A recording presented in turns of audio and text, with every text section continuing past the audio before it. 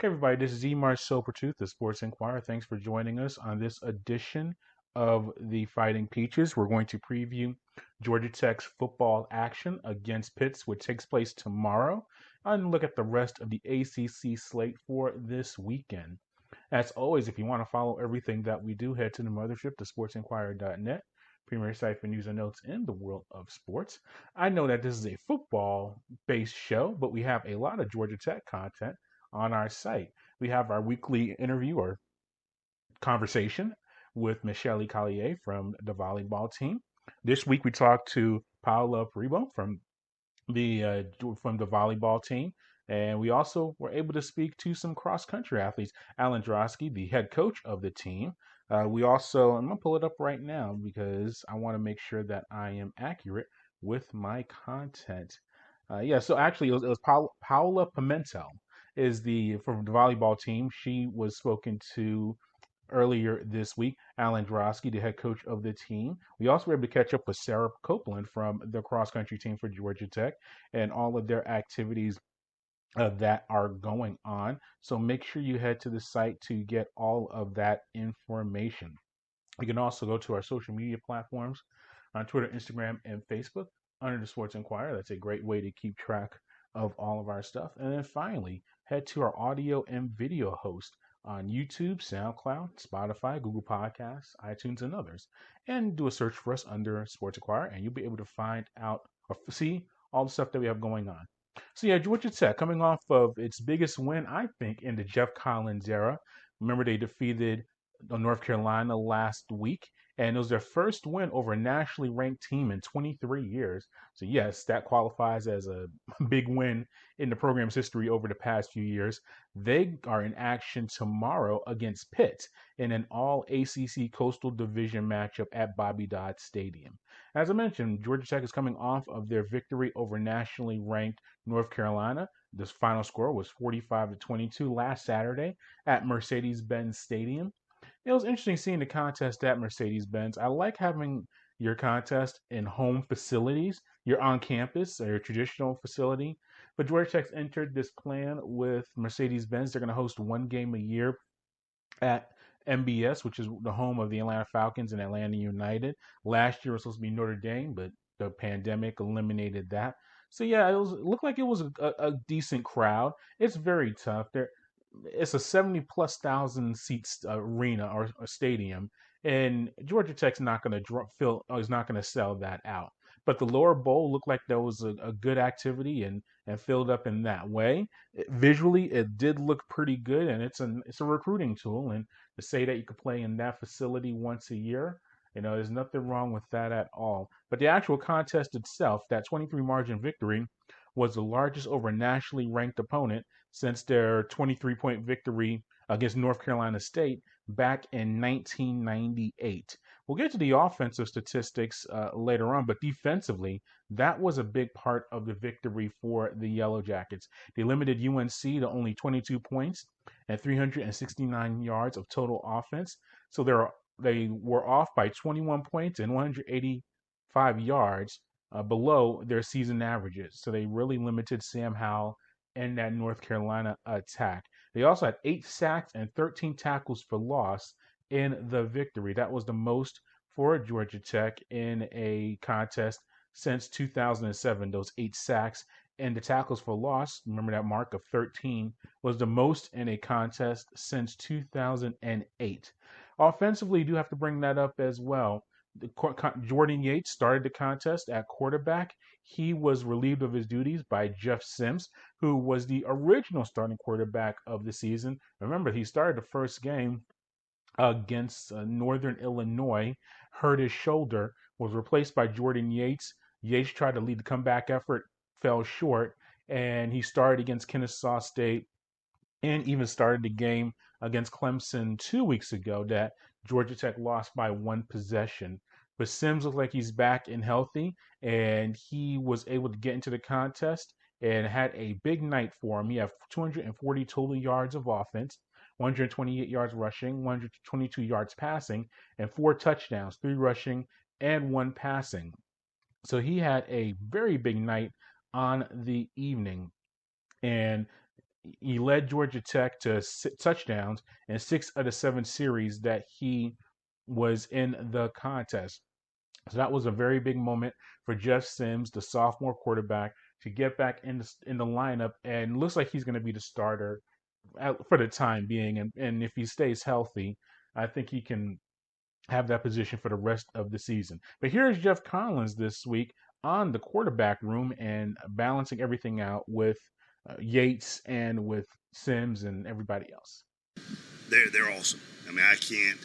If you had a blueprint for how to handle a situation that's a position that have some guys go in and out, and how to handle it, that would be how you would write the book, how you would write the chapter, is how Jeff Sims, how Jordan Yates, how Trad Beatty, how Dave Patnode have handled this entire situation. And because, let's be honest, a lot of times it can become toxic. It never has. They're unbelievable young men, tremendous families, and they've just done it the right way. They pull for each other. They compete out there on the field, and then they still dap each other up when each of them makes big-time throws. There were some throws today that were freaking ridiculous, and they're the ones that are celebrating with the other one first. That doesn't happen, but it happens here, and it's really cool to see the bonds, the relationships that they have too.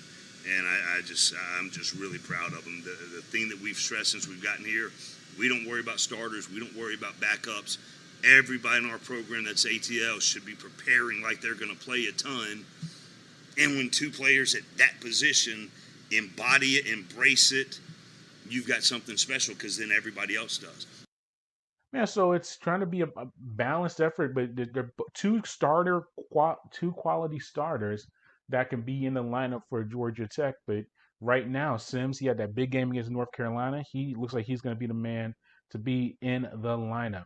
Now, facing Pitt's going to be a challenge for Georgia Tech. Pitt has one of the top offenses in the entire nation. They defeated New Hampshire last week 77-7, and their quarterback, Kenny Pickett, is second in he leads the offense that is second in the nation in scoring at more than 52 points a contest, and their top 4 in passing offense and top 6 in total offense overall in the nation.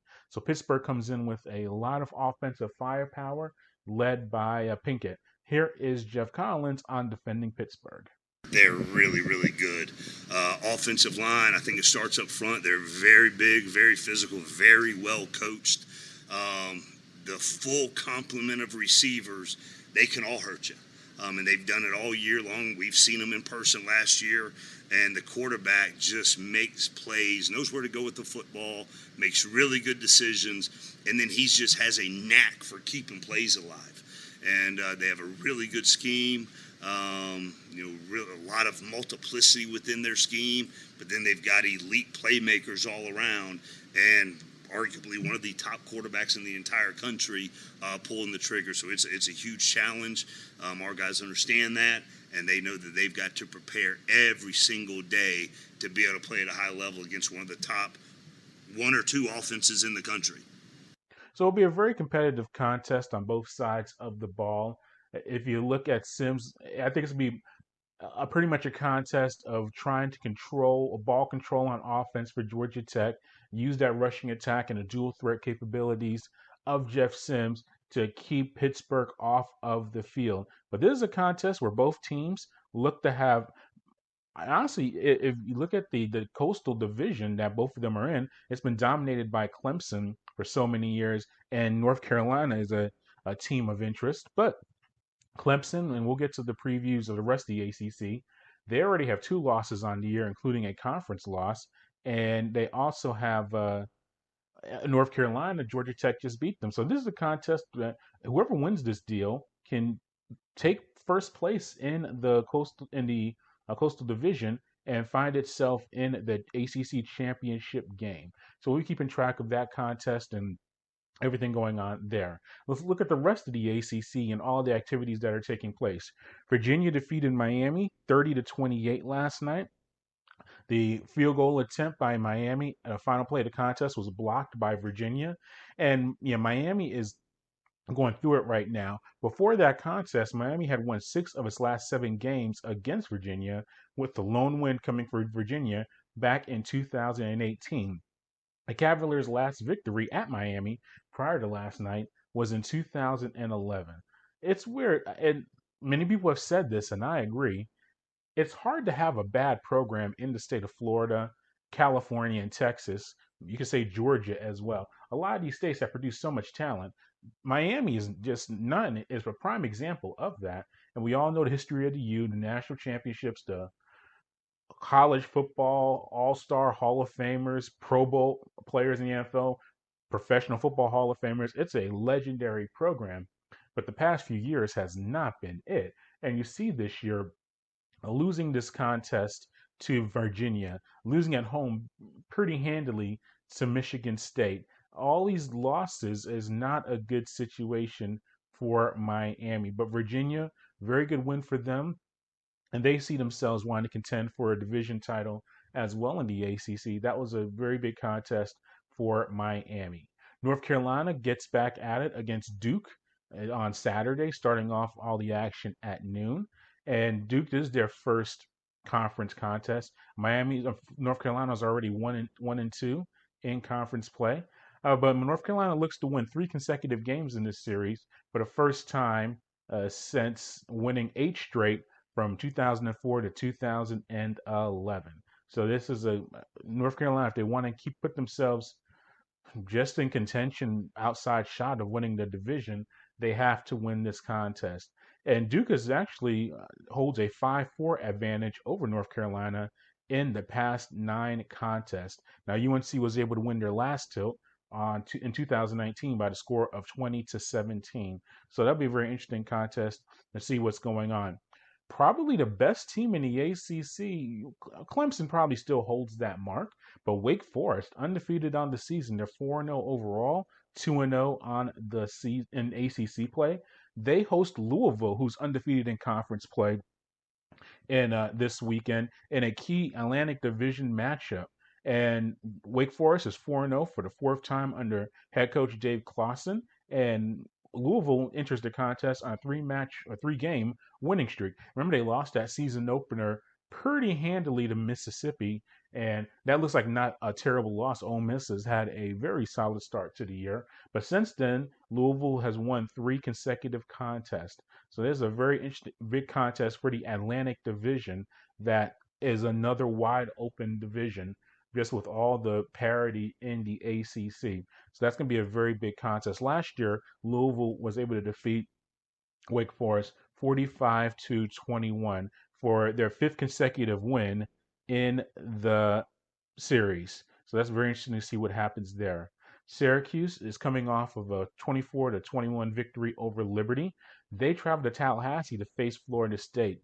If you think Miami is going through its struggles, Florida State is maybe, as far as you look, the worst team in college football as far as expectations and the assumed talent. 0-4 right now. Have lost to Jacksonville State at home earlier in the season. An FCS team. They are not playing well at all, and lost to Wake Forest last week pretty handily. They are in a very, very bad spot. Now, the good part is, if you look at the history of this series, Florida State has won 11 of the last 12 contests, including the victory in 2019 by a score of 35-17. And Florida State has won all 6 contests against Syracuse at home in Tallahassee. But you got to throw a lot of those statistics out, because this Florida State team is really not doing well right now.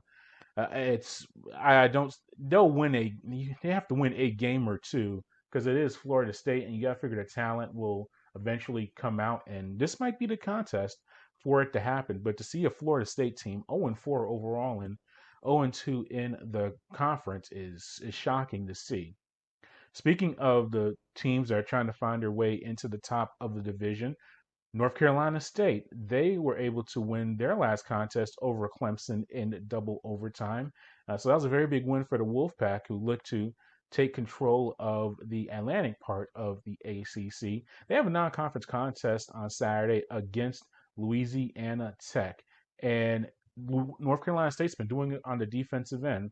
They have the sixth ranked scoring defense in the entire nation. They've allowed only 13 points per contest. That's where they have been able to do really well. So they are looking to stay on the positive end in a non-conference tilt.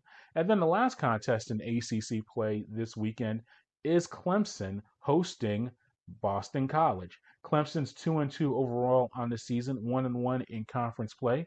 Remember those losses? They lost season opener against Georgia in Charlotte, and as I mentioned last week, they lost in overtime to North Carolina State.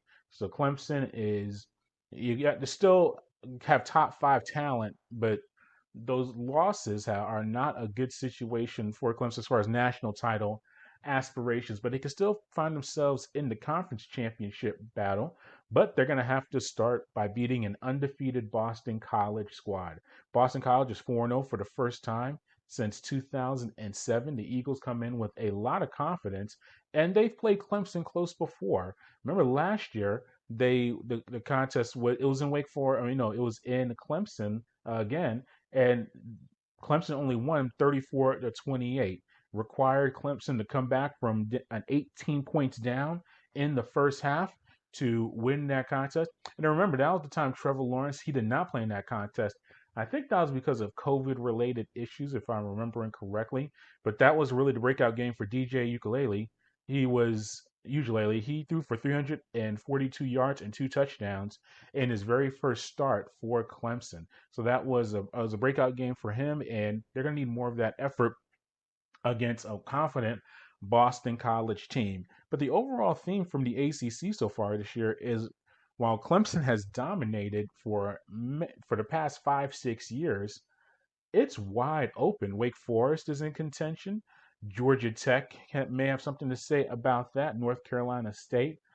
I don't know if these teams are going to be worthy of a playoff spot as far as national championship aspirations, but it's really a wide open scenario, and Clemson is still in it as well. They only have one conference loss, but they can find their way in the conference title picture. But it's very intriguing to see this conference that has been dominated by Clemson for so many years in the past 5 or 6 now be a wide open scenario.